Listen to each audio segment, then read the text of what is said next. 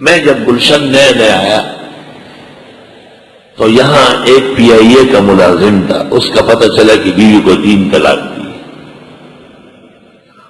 ہم نے اسے سمجھایا، بلوری ٹاؤن نے سمجھایا، دارالعلوم نے سمجھایا، تمام معتبر فقہاء نے سمجھایا جب بھی وہ گیا، لیکن محلے کے نمازیوں سے پتہ چلا کہ وہ ایسے ہی رکھ چکا ہے۔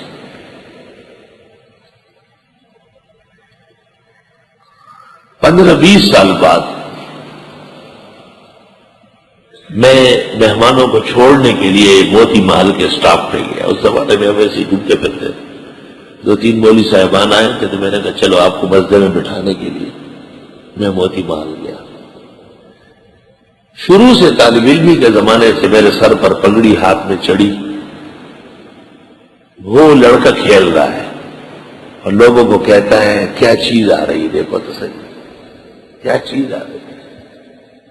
مہمانوں کو خیال نہیں تھا، میں نے سنا، میں مہمانوں کو بٹھا کے جو واپس آنے لگا تو اس کی طرف چل پڑا۔ لڑکوں نے اس کو کہا مولانا صاحب کی طرف آ رہا ہے، وہ کھیلتے کھیلتے پیچھے گیا، بھاگا گا۔ جب گھر گھس گیا میں دروازے پہ آیا، میں نے دستک دی، اس کی والدہ آئی، میں نے کہا اس کو بتایا آپ نے کہ یہ حرامی پیدا ہوا ہے؟ کہنے لگی کوئی بے ادبی کی ہے۔ میں نے کہا حرامی جو پیدا ہوا ہے تو یہ ادب کرے گا کیا؟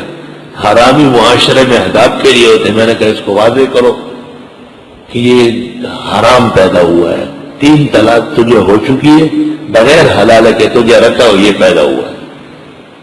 جتنے معاشرے کے حرامی ہیں یہ سب وہی نسل ہے، نکاح ٹوٹ چکے ہیں اور اس کے بعد اجنبیوں کو رکھے ہوئے ہیں، اور اجنبیوں سے جو پیدا ہوگا وہ حلال کا کام نہیں کرے گا، وہ دین کا، علم کا، علماء کا، قرآن و سنت کا مذاق اڑائے گا۔